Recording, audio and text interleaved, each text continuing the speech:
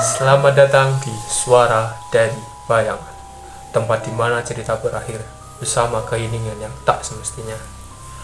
Di sesi True Story kali ini, kita kedatangan bintang tamu yang konon katanya beliau mengalami hal-hal mistis saat duduk di bangku sekolah dasar.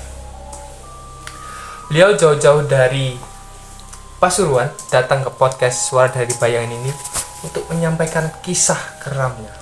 Apakah ini benar-benar seram ataukah hanya fiktif belaka? Mari kita dengarkan langsung dari narasumbernya. Halo, selamat malam, salam kenal semuanya. Saya Jidan Syaputra dari Kota Pasuruan. Selamat berkenalan Mas Zafran. Ya, selamat datang Mas di podcast Suara dari Bayangan. Katanya Mas ini dulu pernah mengalami hal-hal horor ya di waktu duduk di bangku sekolah dasar. Itu gimana Mas ceritanya? Baik Mas, ini ceritanya mungkin panjang ya, mungkin Masnya nanti bisa dipotong-potong part 2 mungkin bisa aja Mas, karena ini benar panjang banget. Jadi saya mungkin bakal ceritain singkat aja beberapa hal yang mungkin saya alami pas saya masih duduk di bangku SD. Boleh. Nah, sebelum mulai ke ceritanya, mungkin saya kasih tahu denah dari sekolah SD saya itu ya. Boleh Mas. Biar penonton ada gambaran gimana letak SD-nya Mas. Oke, jadi SD saya itu bentuknya itu persegi panjang. Dimana depan pas banget SD saya itu adalah sebuah kuburan Mas. Sedangkan yang di belakangnya itu tuh kayak barongan Mas, kayak bahasa Indonesia barongan itu apa Mas? Hutan kecil gitu loh Mas ya. Pokoknya nggak ada rumah di situ. Pokoknya kayak hutan kecil gitu, di belakangnya, depannya itu kuburan Mas. Jadi emang letak dari SD saya ini emang dibilang desa ya, emang desa sih Mas. Karena emang bener-bener agak terpelosok gitu. Oke Mas, jadi ini dimulai dari saat saya masih duduk di bangku SD kelas 1 Mas ya. Di situ sebenarnya nggak banyak hal yang bisa saya ceritakan di situ karena kesadaran saya juga belum sepenuhnya sadar Mas ya di saat pas itu. Jadi mungkin yang saya tahu itu pas saya kelas SD itu banyak terjadi yang namanya itu kesurupan Mas. Kesurupan? Ya, kesurupan Mas. Jadi biasanya itu kesurupannya itu kalau nggak di dekat WC yang WC sekolah gitu, tapi yang rada kumuh gitu Mas. Dan emang katanya di WC tersebut itu katanya angker Mas. Angker? Iya, katanya angker di WC itu Mas. Wow. Menarik. Yang paling sering orang kesurupan tuh, anak-anak kesurupan tuh biasanya emang dari WC yang katanya itu angker itu Mas. Sama sering kesurupan itu biasanya di dekat-dekat parkiran sepeda motor Mas, sama beberapa ruang kosong yang ada di dekat itu. Nah, jadi lanjut ke tadi itu ya, denahnya tadi itu. Jadi parkiran sepeda dari anak-anak itu letaknya itu di belakang Mas. Di belakang sekolahan? Iya, di belakang sekolah yang tadi itu dekat sama hutan kecil tadi itu ya, barongan tadi itu Mas.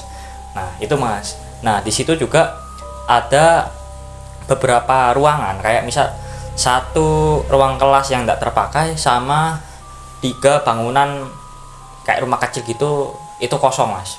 Paling enggak dibuat gudang di situ misalnya Mas. Di situ juga ada beberapa tanaman ya, misal kayak bukan kelapa ya bisa dibilang, kayak sejenis kelapa gitu Mas. Sama ada pohon mangga dan pohon pisang Mas. Itu. Nah, di SD di pas saya masih kelas 1 itu mungkin cuma itu aja yang saya tahu, yaitu banyaknya kesurupan yang terjadi pada anak-anak pada kala itu. Oh, jadi Masnya ini nggak tahu, cuma dengar beritanya aja apa tahu langsung kesurupannya itu? Tahu langsung Mas, sama dengar langsung. berita dari teman-teman yang lain. Gitu. Jadi emang di sekolahan saya SD itu kalau dibahas dari masa lampaunya ya Mas ya, itu tuh katanya dulu itu bekas rumah sakit sama kuburan mas. Bekas rumah sakit. Iya, rumah sakit. Rumah sakit apa Pak boleh tahu? Rumah sakit, mungkin rumah sakit kecilnya Belanda ya dulu ya, pas pada masa itu ya mas ya. Sama kuburan tadi itu mas di situ mas. Nah, bekasnya itu. Tuh. Ini saya agak merinding dikit ini mas, soalnya inget-inget masa lalu juga ini mas. Waduh. Boleh. Jadi kita lanjut ke kelas 2 mas. Di kelas 2 inilah saya mulai merasa bahwasanya sekolah saya ini kayaknya benar-benar angker deh gitu. Karena saya mikirnya kayak, wah ini udah nggak beres ini. Karena saya pernah mengalami suatu hal. Ini salah satunya ya, ini kayak satu hal aja. Itu pas saya piket mas, pagi-pagi saya berangkat ke SD saya itu jam sekitar 5:30. Nah di situ tuh saya buka ruang kelas saya, kelas 2 SD itu. Saya buka, habis itu di kacanya itu mas, itu kayak ada jejak kaki gitu mas. Jejak kaki mas. Itu aku yang nggak paham juga itu mas, itu jejak kaki siapa? Masa tukang bisa apa namanya nginjak kaca yang vertikal gitu mas? Mungkin mas, Spiderman mas, salah masuk apa itu portalnya apa itu Doctor Strange itu mas. Doctor Strange ya. Nyangkut di situ mas.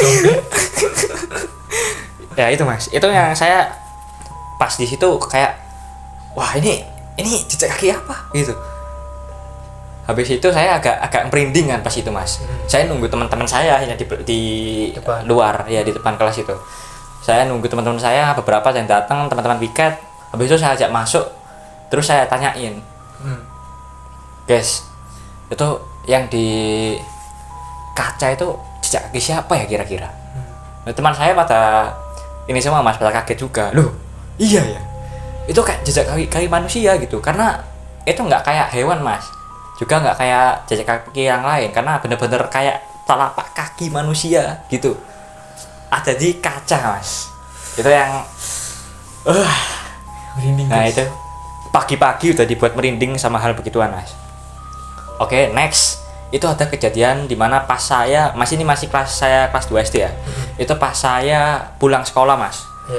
Jadi saya kan udah ceritakan tadi masalah tempat parkir saya itu di dekat barongan dan beberapa bangunan kosong. Nah, saya mengambil sepeda di situ. Saya di situ mas. Itu pas pulang sekolah. Kalau nggak salah itu pas jam 2 siang lah. Ya, jam 2 siang itu mas. Saya bolong. Itu saya masih ada beberapa teman-teman saya yang memang dikala itu tuh emang ada tugas mas. Ada tugas kelompok gitu. Jadi kita ini dulu dari kelas dulu deh. Jangan pulang dulu gitu mas. Nah pas mau pulang itu, pas selesai kerja kelompok, saya ngambil sepeda. Dan di belakang itu ada teman-teman saya itu mau ngambil sepeda juga gitu mas. Nah saya duluan, pas itu kan kejar-kejaran, ayo siapa yang cepet-cepetan juara gitu, ngambil sepeda. Itu cepet mas saya mas, set, ngambil sepeda saya, set. Itu tiba-tiba teman saya yang namanya, ini saya samarkan mas ya, namanya anggap aja Raka lah. Nah, si Raka ini tiba-tiba ini mas, jaraknya itu sekitar 100 meteran, 100 meteran lah. Itu dia berteriak mas. Waktu ini bahasa Jawa, bahasa Indonesia mas, bahasa Indonesianya sekarang ya. Pergi kamu. Gitu. Nah, saya yang di situ diteriakin gitu ya, kaget saya mas. Loh, ini teman saya kenapa gitu? Teman saya kenapa ini? Kenapa teriak-teriak pergi gitu? Saya bingung. Woi. Ingin tahu kisah selanjutnya? Tunggu part 2.